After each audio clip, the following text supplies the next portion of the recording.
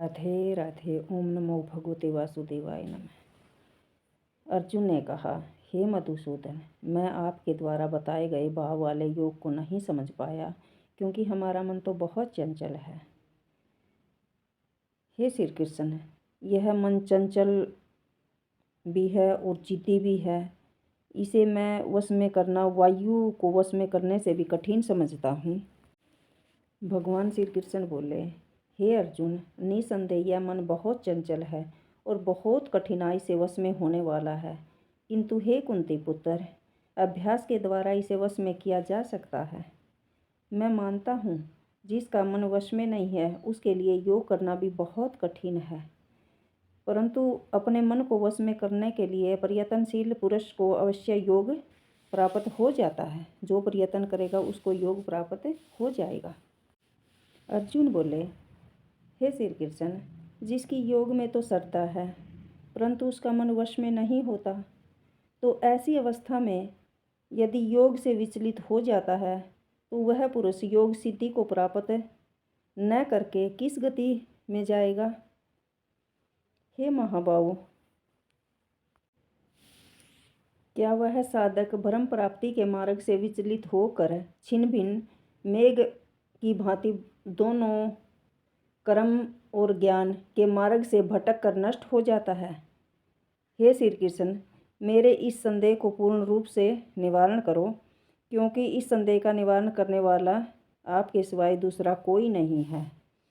श्री भगवान बोले, हे पार्थ, उस पुरुष का न तो इस लोक में और न ही परलोक में नाश होता है, क्योंकि शुभ कर्म करने वाला कभी दुर्गति को प्राप्त नहीं होता। हे अर्जुन, जो मनुष्य योग नहीं कर सकता और वो अच्छे कार्य कर रहा है, उसको योग से भटका हुआ साधक पुण्य करने वाला हो लोकों को प्राप्त कर सकता है, और वही दीर्घकाल तक रहकर शुद्ध आचरण वाले बलवान घर में जन्म भी लेता है। हे अर्जुन, इस प्रकार जन्म लेना संसार में बहुत दुर्लभ है।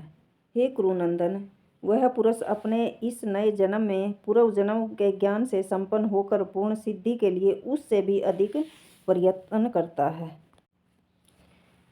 हे अर्जुन, उसी पूर्व अभ्यास के कारण वह साधक भोगों को परवश होता हुआ भी योग की ओर आकर्षित होता है।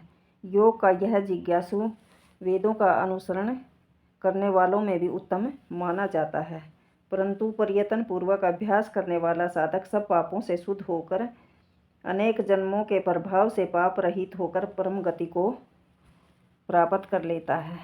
क्योंकि तपस्वियों में, ज्ञानियों में और कर्मियों में से भी योगी श्रेष्ठ है, ऐसा मेरा मत है। इसलिए हे अर्जुन, तू योगी बन।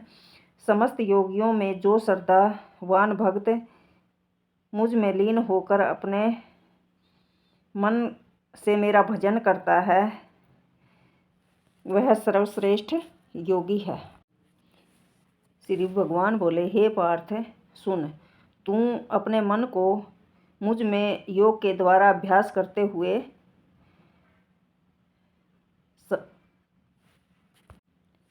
मेरे समस्त रूप जान जाएगा। अब मैं तुम्हें उस ज्ञान को उसकी व्यवहारिकता सहित विस्तार पूर्वक बताऊंगा, जिसको जानकर इस जगत में फिर और कुछ भी जानने योग्य शेष नहीं रहेगा।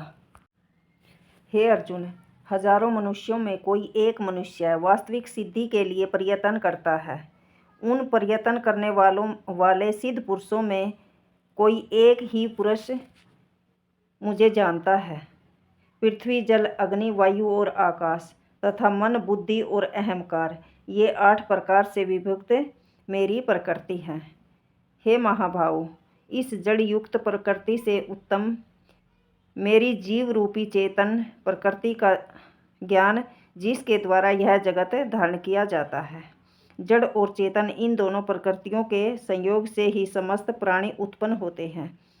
तुम ऐसा समझो, मैं ही संपूर्ण जगत की उत्पत्ति और प्रलय का मूल हूँ। हे धनंजय, इस जगत में मुझसे श्रेष्ठ कुछ भी नहीं है।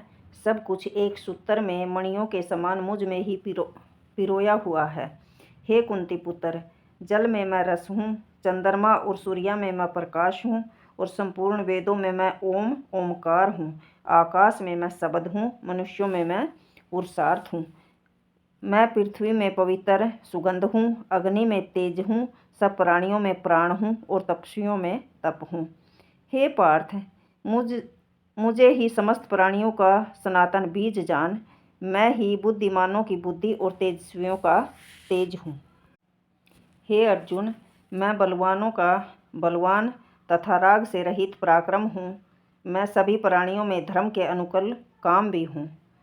सतोगुण, रजोगुण और तमोगुण के भाव मेरे से ही उत्पन्न होते हैं, ऐसा समझो, पर मैं उनमें नहीं हूँ, किंतु वे मुझ में हैं। ये तीनों गुण, रजो, सतो और तमो के भाव से यह सारा संसार भ्रमित है। इसलिए इन तीनों गुणों से परे मुझे अविनाशी को नहीं जानता। सारे बहन भाइयों ने राधे राधे। एकादशी की हार्दिक शुभकामनाएं। भगवान कहते हैं, यह मेरी त्रिगुण देवी माया शक्ति है, इससे पार पाना बहुत मुश्किल है, किंतु जो मेरी शरण में आते हैं वे इस माया से पार हो जाते हैं। सारे बहन भाइयों ने प्रेम भरा राधे राधे। एकादशी की फिर से हार्दिक शुभकामनाएं। राधे राधे।